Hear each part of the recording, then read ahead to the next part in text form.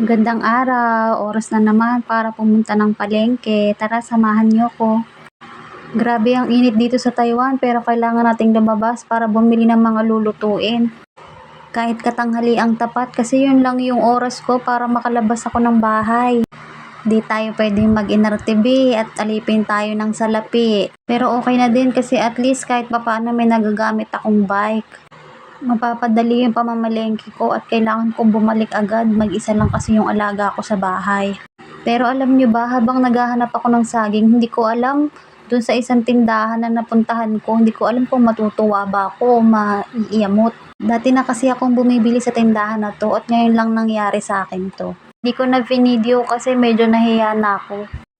Pero bago ko ikwento sa inyo, dito muna tayo sa tindahan na to. Ito ko malimit bumili ng mga gulay. So, mataas ang presyo nga lang nito kumpara sa iba. Pero maliit lang naman ang diferensya. Mangga ngayon dito, ang daming mangga o ang lalaki pa.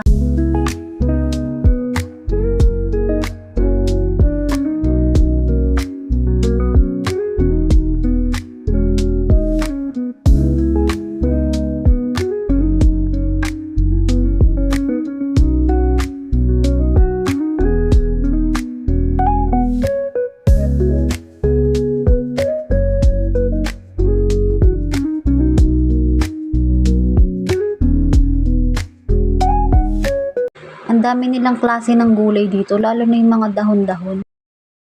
Ang hilig nila kumain ng mga ganito. Di ko alam yung iba tawag dito. Kukunti lang yung kakilala ko dito eh. Minsan tuloy naiisip ko parang kambing na kami doon sa bahay kasi iba-ibang gulay na parang damo-damo yung nakakain ko.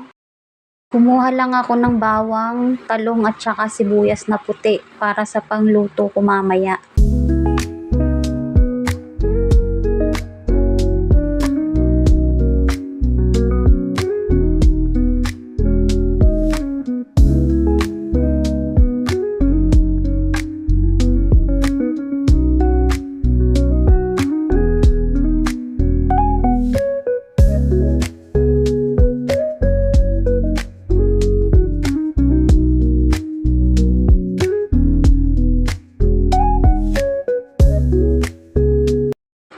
So, iyon, kukwento ko na sa inyo ano nangyari sa akin doon sa tindahan na yon.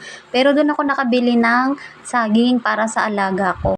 Yung saging na yon, nasa 38 NT lang siya. So, nagbayad ako ng 100 NT. Nakita ko naman na tiningnan niya yung 100 NT na binayad ko. Nagtataka ako bakit ang sinusukli niya sa akin ay nasa 400 plus. So, sabi ko, 100 NT lang po yung binayad ko. Sa Mandarin English yun ha, hindi ako magaling mag-Mandarin eh. Hindi ko alam kung matutuwa ba ako o maiinis kasi parang sinusubukan niya ako. Mukha ba akong manggagancho? Hindi ba katiwa-tiwala ang mukha ko? Hindi ko alam ha, parang feeling ko tuloy ang tingin nila sa aming mga wailaw eh. Basta yun na yun. Pero at least napatunayan ko sa kanya na mapagkakatiwalaan ako, 'di ba? So pag pupunta ako doon ulit, kung pupunta ako ulit doon. Kasi 'di ba, ewan, kayo ba, ano bang feeling nyo pagka naranasan nyo yung ganun? May tinuturo pala ako dito. Ito yung isa sa mga binibilhan ko ng saging. Ano siya, parang honesty store. So na yung bawat piling ng saging, tapos ihuhulog mo na lang yung bayad mo doon. May plastic na din siya, ikaw na rin ang magpapak. Then, Gora Bells. Ito pala yung temple sa likod ng bahay ng amo ko. Medyo maingay siya tuwing umaga kasi laging may nagtatambol. Parang ngayon na yung alarm clock ko tuwing umaga nung dun pa ako natutulog sa kwarto ko. Ito yung tindahan na yun. So, dyan ako nakabili ng saging. Nauna yung kwento, 'di ba? Pero maganda naman kasi yung mga ano nila, yung mga tinda nila. At grabe yung mangga. Makikita nyo dyan yung mangga, napakalaki. Mas malaki pa sa mukha ko. Kwadrado nga lang yung mukha ko, tapos yung mangga pahaba. So, mas mahaba siya sa mukha ko. Tapos ito, magkano lang, 10 lang siya kada isa. Tapos may avocado. Ito yung manggang malaki, grabe no. Pero na-try ko na yung mga mangga nila dito, hindi siya kasing tamis ng mangga sa atin.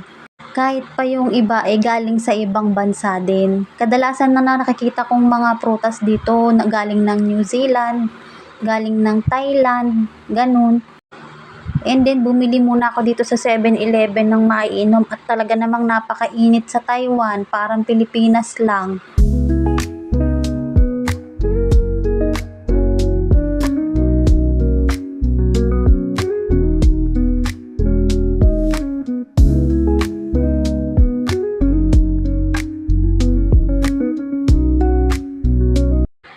Bumili lang ako ng fruit iced tea, at saka ng